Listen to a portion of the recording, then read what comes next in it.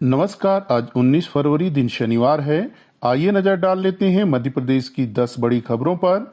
अगर आपने अभी तक चैनल को सब्सक्राइब नहीं किया है तो सब्सक्राइब कर लें, वीडियो को लाइक और शेयर करें। आप मध्य प्रदेश के किस जिले से वीडियो देख रहे हैं कमेंट कर जरूर बताएं। मध्य प्रदेश व्यावसायिक परीक्षा मंडल का नाम बदलकर कर्मचारी चयन बोर्ड कर दिया गया है। कर्मचारी चयन बोर्ड सामान्य प्रशासन विभाग के अंतर्गत कार्य करेगा। नर्मदा एक्सप्रेस वे को भी मंजूरी दे दी गई है। यह मार्ग अमरकंटक से प्रारंभ होकर झाबुआ तक जाएगा। मध्य प्रदेश में 17 मार्गों पर अब निजी वाहनों से टोल टैक्स नहीं लिया जाएगा। इन मार्गों पर सिर्फ कमर्शियल वाहनों से ही टोल की वसूली की जाएगी। मध्य प्रदेश स्टार्टअप नीति 2022 को भी मंजूरी दे दी गई है। इंजीनियरिंग कॉलेजों और पॉलिटेक्निक में 246 पद स्वीकृत किए गए हैं। घुड़सवार फर्राज खान को ट्रेनिंग के लिए विदेश सरकार भेजेगी। इसके लिए 50 लाख रुपए की मंजूरी दी गई है। उक्त सभी फैसले कैबिनेट की बैठक में लिया गया। कैबिनेट की बैठक की अध्यक्षता मुख्यमंत्री शिवराज सिंह चौहान ने की। कोरोना पॉजिटिव होने की वजह से मुख्यमंत्री बैठक में वर्चुअल शामिल हुए। महाकाल के भक्तों के लिए राहत भरी खबर है। 19 फरवरी से महाकाल की भस्म आरती में भक्तों को प्रवेश दिया जाएगा। बुकिंग ऑफलाइन ही होगी। सीमित संख्या में ही भक्तों को प्रवेश मिलेगा। आपको बता दें कि कोरोना की वजह से भक्त भस्म आरती में शामिल नहीं हो पा रहे थे। प्रदेश कांग्रेस अध्यक्ष एवं पूर्व मुख्यमंत्री कमलनाथ दमोह के प्रवास पर थे। कमलनाथ कुंडलपुर में आयोजित महामहोत्सव में शामिल हुए। इस दौरान उन्होंने प्रदेश की खुशहाली की कामना की। कमलनाथ ने आचार्य विद्यासागर जी महाराज के भी दर्शन किए। महाराज जी से आशीर्वाद भी प्राप्त किया। मध्य प्रदेश के आधा दर्जन जिलों में बेमौसम बारिश हो रही है। जबलपुर, रीवा और शहडोल संभाग के जिलों में हल्की बारिश दर्ज की गई। मौसम विभाग ने आज भी 4 जिलों में बारिश की संभावना जताई है।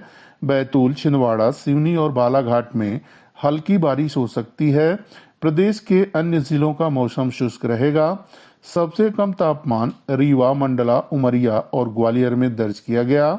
इन जिलों का न्यूनतम तापमान 10 डिग्री से नीचे बना हुआ है। बेमौसम बारिश की वजह से किसान चिंतित हैं।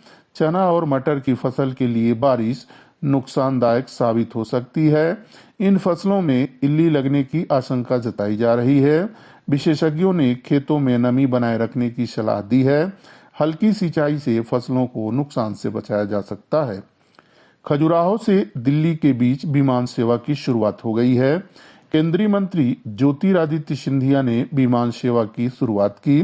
उद्घाटन कार्यक्रम में प्रदेश भाजपा अध्यक्ष वीडी शर्मा और कैबिनेट मंत्री ओम प्रकाश सकलेचा भी शामिल हुए। सिंधिया ने कहा कि खजुराहो महोत्सव में अब ज्यादा से ज्यादा पर्यटक शामिल हो सकेंगे। आने वाले समय में आर्थिक क्षमताओं का विस्तार होगा। इस दौरान वीडी शर्मा ने कहा कि खजुराहो से विमान सेवा शुरू होने की वजह से पर्यटन को बढ़ावा मिलेगा। स्थानीय स्तर पर रोजगार के अवसर उपलब्ध होंगे। मध्य प्रदेश में जमीनों की कीमतें बढ़ाने का प्रस्ताव तैयार किया गया है। मूल्यांकन समितियों ने प्रस्ताव पर मुहर लगा दी है। विभिन्न जिलों में जमीनों की कीमतें 1% से लेकर 20% तक बढ़ाई जा सकती हैं। कई जिलों में अब जमीन खरीदना महंगा हो सकता है। जमीन की कीमतें बढ़ाने के प्रस्ताव का विपक्ष विरोध कर रहा है।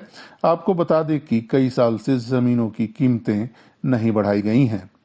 वन विकास निगम के पूर्व अध्यक्ष शिव शंकर पटेरिया का निधन हो गया है। उन्होंने 10 दिन पहले कीटनाशक का सेवन कर लिया था। स्थिति गंभीर होने पर पटेरिया को भोपाल के निजी अस्पताल में भर्ती कराया गया था। इलाज के दौरान उनकी मौत हो गई। शिवशंकर पटेरिया का सुसाइड नोट भी सामने आया था, जिसमें उन्होंने एक व्यक्ति पर आत्महत्या करने के लिए मजबूर करने का आरोप लगाया था। उन्होंने लिखा था कि मैं सरकार से नहीं लड़ सकता, मैं इतना ताकतवर नहीं हूं। मामले की पुलिस जांच कर रही है। रतलाम में जीआरपी ने एक युवक को 490 ग्राम सोने के साथ गिरफ्तार किया है। आरोपी युवक मुंबई से सोना लेकर रतलाम पहुंचा था। उसके पास बिल और अन्य दस्तावेज नहीं मिले, जिसकी वजह से जीआरपी ने सोना जब्त कर लिया। जीआरपी ने आगे की कार्रवाई के लिए मामला आयकर विभाग को सौंप दिया है। मध्य प्रदेश में कोरोना के मरीजों की संख्या में और कमी दर्ज की गई है। 24 घंटे में 888 लोगों की रिपोर्ट पॉजिटिव आई है। 2715 मरीज ठीक भी हुए हैं। प्रदेश में एक्टिव मरीजों की संख्या घटकर 9706 हो गई है। यूक्रेन और रूस के बीच तनाव बरकरार है। इस बीच यूक्रेन में फंसे भारतीय छात्रों को भारत लाने के प्रयास तेज कर दिए गए हैं। जल संसाधन मंत्री तुलसी सिलावट ने इस संबंध में केंद्रीय मंत्री ज्योतिरादित्य सिंधिया से फोन पर चर्चा की। सिंधिया ने बताया कि विदेश मंत्रालय से बातचीत जारी है। अनुमति मिलते ही यूक्रेन के लिए विमान भेजा जाएगा। यूक्रेन में पढ़ाई कर रहे सभी विद्यार्थियों को सकुशल वापस लाया जाएगा। सिंधिया ने कहा कि केंद्र सरकार स्थिति पर नजर बनाए हुए है। सभी विद्यार्थियों की सकुशल वापसी के प्रयास जारी हैं। आपको बता दें कि यूक्रेन में मध्य प्रदेश के 100 से अधिक छात्र पढ़ाई कर रहे हैं। इनमें सबसे ज्यादा विद्यार्थी इंदौर के रहने वाले हैं। विद्यार्थियों के परीक्षा फॉर्म भरने में लापरवाही बरतने पर रायसेन जिले के शासकीय हाई स्कूल बेहरा के प्रभारी प्राचार्य दीनदयाल अहिरवार को निलंबित कर दिया गया है। प्रभारी जिला अधिकारी और विकास खंड शिक्षा अधिकारी को कारण बताओ नोटिस जारी किया गया है। स्कूल शिक्षा मंत्री इंदर सिंह परमार ने कहा कि विद्यार्थियों के भविष्य से लापरवाही बर्दाश्त नहीं की जाएगी। दोषी पाए जाने पर संबंधित के खिलाफ कठोर कार्रवाई की जाएगी। आपको बता दें कि प्रचार की लापरवाही की वजह से 26 छात्र परीक्षा फॉर्म भरने से वंचित रह गए थे। हालांकि जिला प्रशासन और स्कूल शिक्षा विभाग के प्रयास से सभी विद्यार्थी परीक्षा में शामिल हो रहे हैं।